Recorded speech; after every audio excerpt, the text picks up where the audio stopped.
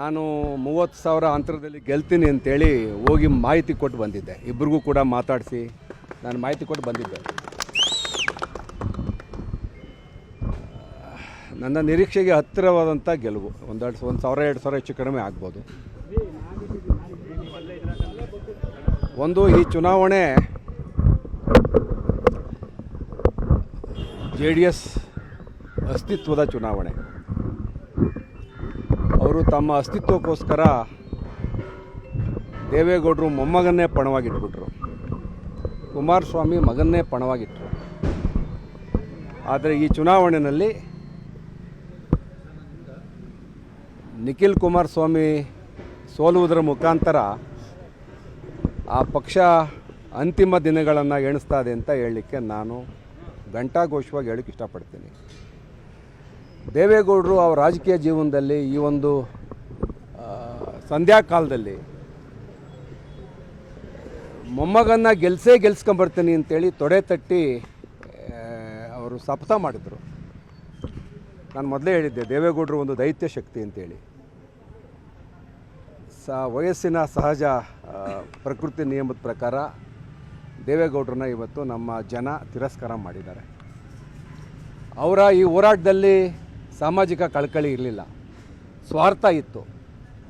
ವಂಶ ಪಾರಂಪರ್ಯರ ಆಡಳಿತವನ್ನು ಮುಂದುವರಿಸಬೇಕು ಅಂತೇಳಿ ಅವರ ಏನು ಒಂದು ಅಂತರಂಗದಲ್ಲಿ ಕೂಗಿತ್ತಲ್ಲ, ಅದಕ್ಕೆ ಜನ ಇವತ್ತು ಗೌರವ ಕೊಡಲಿಲ್ಲ. ಅವ್ರನ್ನ ಜನ ಇವತ್ತು ತಿರಸ್ಕರಿಸೋದ್ರ ಮುಖಾಂತರ ಸ್ಪಷ್ಟ ಸಂದೇಶ ಕೊಟ್ಟಿದ್ದಾರೆ. JDS BJP ಮೈತ್ರಿ ವರ್ಕೌಟ್ ಆಗಲ್ಲ. ಒಂದು, ಕುಮಾರಸ್ವಾಮಿ ಅವರು ಅವ್ರ ಮಗನ ಬೆಳೆಸಬೇಕು ಅಂತ ಅಜೆಂಡಾ, ಯಡಿಯೂರಪ್ಪನವರು ಅವ್ರ ಮಗನ ಬೆಳೆಸಬೇಕು ಅಂತ ಅಜೆಂಡಾ.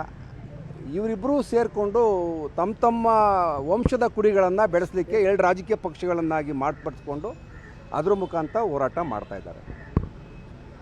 ಒಂದು, ನಾನು ಮೊನ್ನೆ ನೋಡಿದೆ, ನಮ್ಮ ರಾಜ್ಯಾಧ್ಯಕ್ಷ BJPಯ ವಿಜಯೇಂದ್ರ ಹೇಳ್ತಾರೆ ಬ್ಯಾಟ್ರಿ ವೀಕ್ ಆಗಿದೆ ಅಂತ ಗೊತ್ತಾಗ್ತಾ ಇದೆ ಅಂಥೇಳಿ ನಿಖಿಲ್ ಕುಮಾರಸ್ವಾಮಿ ಅವರ ನಾಮಪತ್ರ ಸಲ್ಲಿಸುವಾಗ ಅವರು ಮಾತಾಡ್ತಾರೆ. ನಾನು ಹೇಳ್ತೀನಿ, ಮಿಸ್ಟರ್ ವಿಜೇಂದ್ರ ಮತ್ತು ಯಡಿಯೂರಪ್ಪನವರೇ, ನಿಮ್ಮ ಬ್ಯಾಟ್ರಿ ವೀಕ್ ಆಗಿದಾಗ ಚಾರ್ಜ್ ಮಾಡಿದವನು ನಾನು. ನೀವು ಸೋತ್ ಮೂಲೆ ಗುಂಪಾಗಿದ್ದಾಗ ರಾಜಕೀಯವಾಗಿ ನಿಮ್ಮ ಅಸ್ತಿತ್ವ ತಂದುಕೊಟ್ಟವನು ನಾನು. ಇವತ್ತು ನಿಮ್ಮ ಷಡ್ಯಂತ್ರದಿಂದ ನಾನಿವತ್ತು NDA ಬಿಡಬೇಕಾಗಿ ಬಂತು. ನೀವು ಪಿತೂರಿ ಮಾಡಿ ನನ್ನನ್ನು ಹೊರ ಹಾಕಿದ್ರಿ, ಆದರೆ ನನ್ನ ಜನ ಕಾಂಗ್ರೆಸ್ ಪಕ್ಷ ನನ್ನನ್ನು ಕೈ ಬಿಡಲಿಲ್ಲ.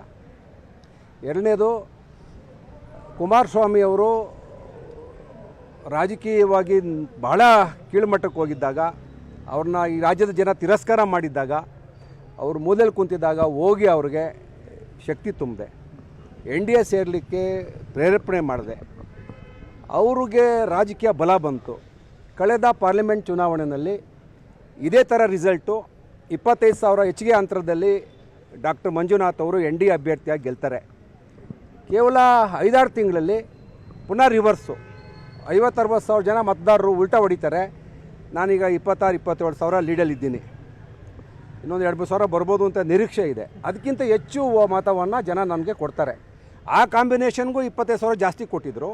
ನನ್ನ ನಾಯಕತ್ವದಲ್ಲಿ ಡಾಕ್ಟರ್ ಮಂಜುನಾಥ್ ಕರ್ಕೊಂಡ್ಬಂದು ನಾನು ಚುನಾವಣೆ ಅಖಾಡದಲ್ಲಿ ಪಾಪ ಸುರೇಶ್ ಅವ್ರ ವಿರುದ್ಧ ನಾನು ಅವ್ರನ್ನ ಗೆಲ್ಲಿಸಿದ್ದೆ.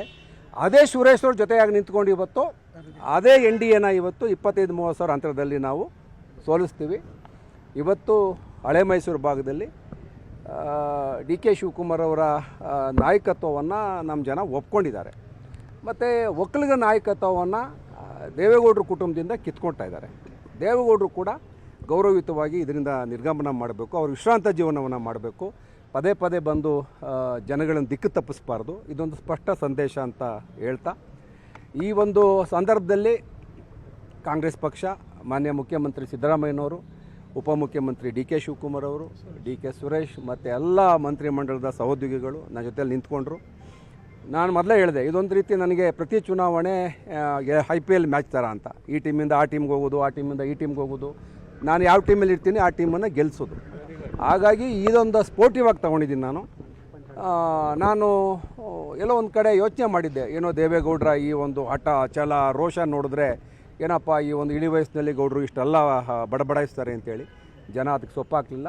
ಕುಮಾರಸ್ವಾಮಿಯವ್ರ ಸ್ವಾರ್ಥ, ಕುಮಾರಸ್ವಾಮಿ ಅವರು ಮನಸ್ಸು ಮಾಡಿದರೆ ಅವನ ಮಗನಿಗೆ ಮಂಡ್ಯದಲ್ಲೇ ಒಂದು ಒಳ್ಳೆಯ ಅವಕಾಶ ಮಾಡಿ ಅವನಿಗೆ ಎಂ ಪಿ ಮಾಡ್ಬೋದಾಗಿತ್ತು. ತಾನು ಎಂ ಪಿ ಆಗಬೇಕು, ತಾನು ಸೆಂಟ್ರಲ್ ಮಿನಿಸ್ಟರ್ ಆಗಬೇಕು, ತನ್ನ ದುರಾಸೆಗೆ ಇವತ್ತು ಮಗನನ್ನು ಬಲಿ ಕೊಟ್ಟರಷ್ಟೇ. ಅವನಿಗೆ ಮಗ ಬಲಿ ಪಶು. ನಿಖಿಲ್ಗೆ ಒಳ್ಳೆಯದಾಗಲಿ, ಇನ್ನೂ ಯುವಕ ಇದ್ದಾನೆ. ಆದರೆ ಭಾಳ ಒಂದು 36 ವರ್ಷದ ಯುವಕ 63 ವರ್ಷದ ಥರ ಮಾತಾಡ್ತಾನೆ. ಮಾತು ಹಿಡಿತವಾಗಿ ಮಾತಾಡಬೇಕು. ಮುಂದಿನ ರಾಜಕೀಯ ಭವಿಷ್ಯ ಉಜ್ವಲ ಆಗಲಿ ಅಂತ ಹೇಳ್ತಾ